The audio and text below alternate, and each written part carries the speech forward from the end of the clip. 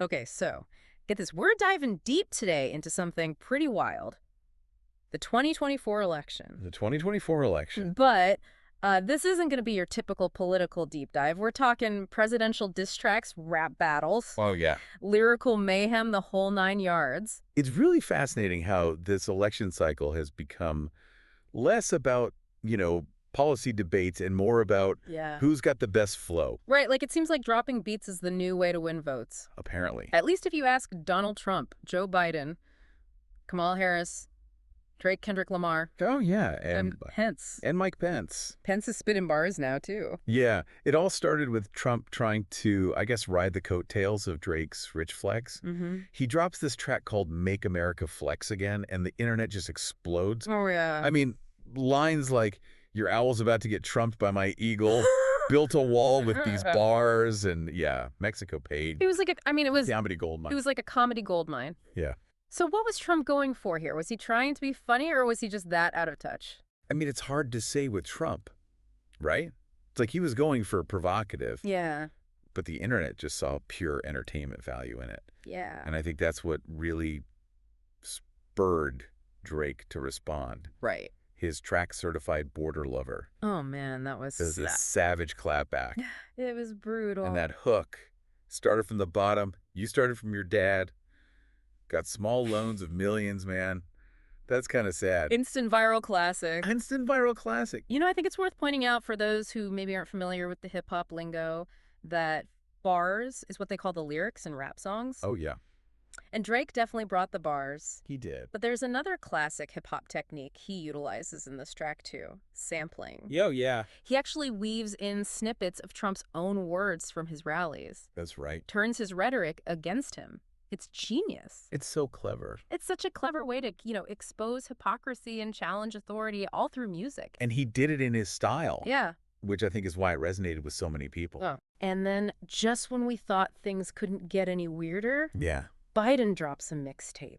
Oh, my God. No malarkey, all bars. Apparently, he recorded it during what he thought were presidential briefings. I can't even imagine. Secret Service agent actually revealed that Biden kept saying, "Let me be clear," before launching into each verse. That's so good. It's unbelievable. But Biden didn't hold back when it came to Drake. I mean, remember that line from Delaware's State of Mind? Oh, yeah, yeah. Listen, Jack, I'm stacking facts while you're stacking streams. I'm passing bills while you're passing on your dreams. Oof. I mean, was this just a diss track or was it just Biden trying to connect with, Gen Z? Well, that's the thing, right? Yeah. It's hard to say. I mean, we've seen musicians engage in political activism for decades. Sure. But could this be the future of it? Yeah. Merging art and social commentary to reach a new generation. It's definitely an interesting thought. And Yeah. of course, we couldn't let the boys have all the fun. Kamala Harris jumps in with Veep Throat, even manages to work her signature laugh into the track. Oh, yeah. So it's like she felt obligated to respond. I think so. And she goes for the jugular, taking shots at the rappers and the presidents. Yeah. That line, from the Senate to the White House, I'm climbing higher while these rappers and these presidents all retire. I mean, she's ambitious. She is. And then silence Kendrick Lamar, who had been completely silent on a meditation retreat during all this, finally decides to weigh in. Oh, yeah. And when Kendrick speaks, Kendrick speaks? people listen. Yeah. Section GOP was a 17-minute lyrical masterpiece, drawing parallels between political corruption and the music industry. It was deep. It was thought-provoking. It's not what anyone was expecting. Yeah, it really brought a different level of intellectual weight to this whole rap battle thing. Yeah. And then things took an interesting turn when Mike Pence decided to enter the arena. Oh, yes. Pence's mother approved It was something. it was definitely something. I mean, what do you think prompted him to enter this rap battle in the first place? Hard to say. Maybe he thought it'd be a good way to connect with younger voters. You think so? I don't know. I mean, Whatever the reason, it did not land as he might have hoped. it was a flop. A textbook example of what not to do when trying to appeal to a younger demographic. But it did have one unintended consequence. Yeah. It brought Drake and Kendrick together. Well, exactly. Drake even publicly commented on Pence's attempt to rhyme constitutional with institutional. Oh, man. And suddenly these two hip-hop giants find themselves united against a common enemy. It's like they say, the enemy of my enemy is my friend. Right, exactly. And then to make things even more interesting, J. Cole enters the picture. He was out there chilling on his tractor, seemingly removed from all of this, but then starts sending out these cryptic messages about dropping an album. Yeah. It felt like he was being pulled into the fray. He was almost hesitant, but you could just feel it, right? Like Yeah. something was pulling him back in. Yeah, and then the announcement that changed everything, The State of the Union Address remix. a pay-per-view rap battle pitting the hip-hop big three, Drake, Kendrick, and presumably J. Cole, Right. against the political big three, Trump, Biden, and Harris. I mean, It's hard to believe it's actually happening. it's like something out of a fever dream. And to top it all off, they're bringing MySpace back from the dead to host it. They're reviving MySpace. The judging panel, Barack Obama, Bernie Sanders, and Martha Stewart. What? I don't even know how. How did they even... Okay, so we have here a truly bizarre collision of politics, entertainment, and ego. But how did we get from political debates to a full-blown rap battle for the presidency?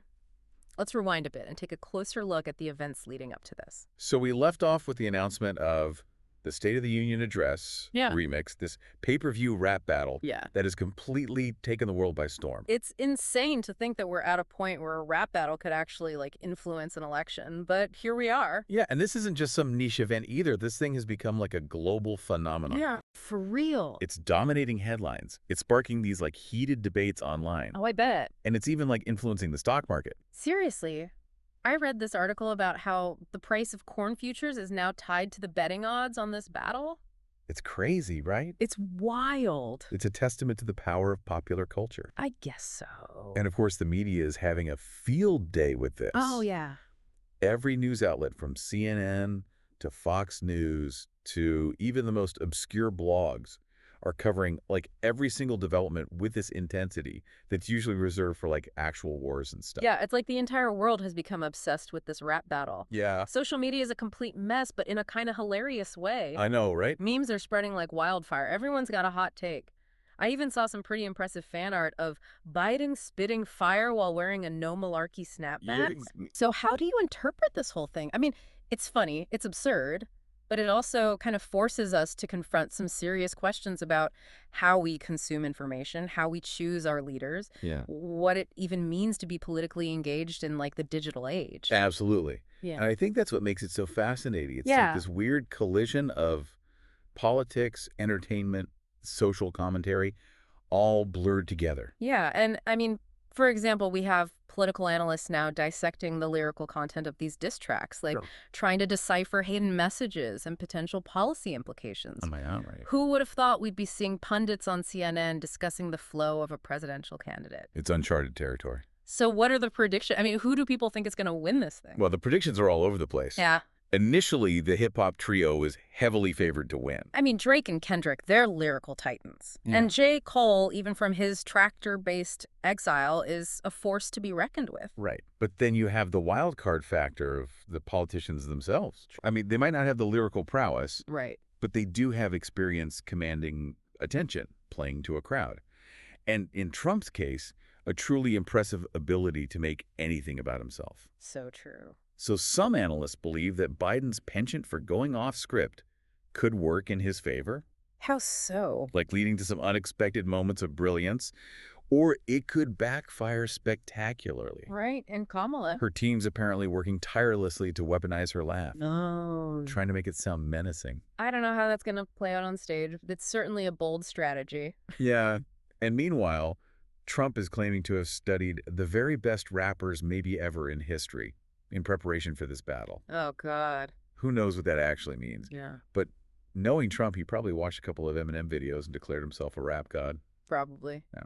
But, you know, honestly, the most intriguing element of this entire event to me is Kendrick's involvement. Oh, for sure. His leaked verse about the Electoral College and TDE's contract structure has sparked a lot of debate. Yeah. Some people are calling it a stroke of genius, like a brilliant way to connect these seemingly disparate issues and make people think critically about both systems. But others are saying it's too esoteric, too dense for the average listener to grasp. It's a testament to Kendrick's artistry that he can even generate that kind of discussion with his music. Yeah. But let's not forget about the judges. Obama, Bernie, and Martha Stewart. Yeah, what criteria will they even use to judge this battle flow, lyrical content, political relevance, or will they simply be judging on pure entertainment value. It's a complete mystery. The whole thing feels like a giant social experiment, a chaotic collision of worlds that nobody could have predicted. But I mean, there's something strangely captivating about it, wouldn't you say? Absolutely, and that's what makes it so compelling. Yeah. It's not just a rap battle, it's a reflection of our times. Yeah. A snapshot of a society grappling with these rapid technological advancements, shifting cultural norms, and this deep-seated need for connection and entertainment. So as we head into the main event, the big question is, what will the outcome of the State of the Union Address remix actually be? Will it simply be a fleeting moment of absurdity? Or could it have a lasting impact on how we view politics, music, the intersection of the two? Stay tuned, because in part 3, we will break down the battle. That question. Who won? All right, so welcome back to the final part of our deep dive into this completely wild election cycle. It's been a ride. We've talked about the players, the build-up, the media frenzy, and now it's time to break down the main event itself. Oh, yeah. The State of the Union Address remix. The night finally arrived. And It was a spectacle unlike anything I've ever witnessed. oh, paint us a picture. I mean, imagine MySpace resurrected from the digital graveyard. Right. Hosting a live stream of a rap battle between hip-hop giants and, the most powerful politicians in the world. The internet was practically melting down, with millions of people tuning in to watch this clash of cultures unfold live. And they're presiding over this chaos. Sat our judging panel. Barack Obama looking cool and collected. Of course. Bernie Sanders seeming slightly bewildered by the whole spectacle. Understandably. And Martha Stewart, well, let's just say she seemed happy to be there. I can imagine. So at this point, nobody knew what to expect. Would Trump actually live up to his self-proclaimed rap genius? Right? Could Biden remember his lines without a teleprompter? Would Kamala's laugh become a sonic weapon? The suspense was palpable. Yeah, Music started, yeah. the lights went down, and the battle began. Donald Trump. Spitting lines about Fake news making America rhyme again. the crowd, a bizarre mix of diehard May J supporters and just bewildered hip-hop heads, went absolutely wild. Here's something else. So what'd you think of his flow? I mean, it was more spoken word poetry than rap, Yeah, but the energy was undeniable. for sure. The crowd ate it up. Then Biden takes the stage. Yeah. I gotta admit, he surprised me. He did. He looked surprisingly smooth and confident, delivering these lines about unity, hope, and, of course, ice cream. He even threw in a few dad jokes for good measure. It was like he'd been practicing. He definitely had. His delivery was actually pretty good, I thought. Yeah, The crowd responded with cheers and laughter. they loved it. Then Kamala follows spitting fire about breaking barriers and shattering glass ceilings. And yes, her laugh made a few appearances, Right. but it was more playful than menacing. Yeah, A subtle dig at her opponents rather than a full-on attack. definitely a calculated move. So what'd you think of her overall performance? I thought it was a really powerful mix of sharp wit and impactful messaging. She definitely held her own against the hip-hop heavyweights. And speaking of heavyweights, it was then time for the music titans to take the stage. Here we go. Drake, smooth and charismatic as ever, delivering lines about success, ambition, and yeah, even took a few jabs at Trump's hair. Oh, man. Classic Drake. Classic Drake. His performance was polished, confident, a reminder that he's at the top of the music industry for a reason. Absolutely. And then came Kendrick.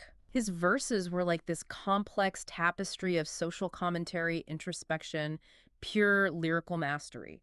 You could have heard a pin drop in the room. Yeah, the crowd was completely mesmerized. So was I. I mean, his performance was a masterclass in storytelling through rap. He left the audience with more questions than answers, Right. prompting them to think critically about the issues that he raised. And then out of nowhere, J. Cole emerges from his self-imposed exile, taking the stage to everyone's surprise. Oh, yeah, that was a moment.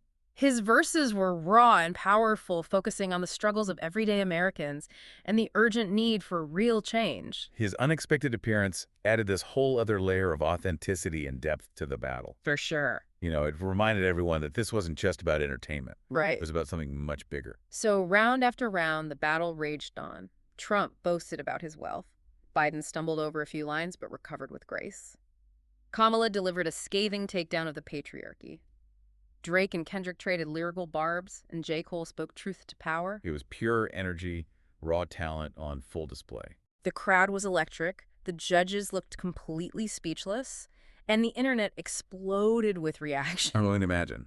Finally, after 3 intense rounds, the battle came to an end. Yeah. You could cut the tension with a knife as the judges deliberated. Oh, yeah. And in a truly shocking turn of events, they declared it a draw. A draw. Nobody saw that coming. Nobody. But as Obama explained, the goal wasn't to crown a champion, but to spark a dialogue and bridge the divide between politics and culture. Yeah, and in that sense, I think the event was undeniably a success. Yeah, it was chaotic, it was absurd, but it also kind of demonstrated the power of music to bring people together and inspire meaningful conversations. For sure. It challenged our perceptions of what political discourse can look like, Absolutely. pushing us to think outside the box and engage with these complex issues in new and unexpected ways. Exactly. So as we wrap up this wild deep dive, what did we learn from this unexpected journey into the world of hip-hop and politics?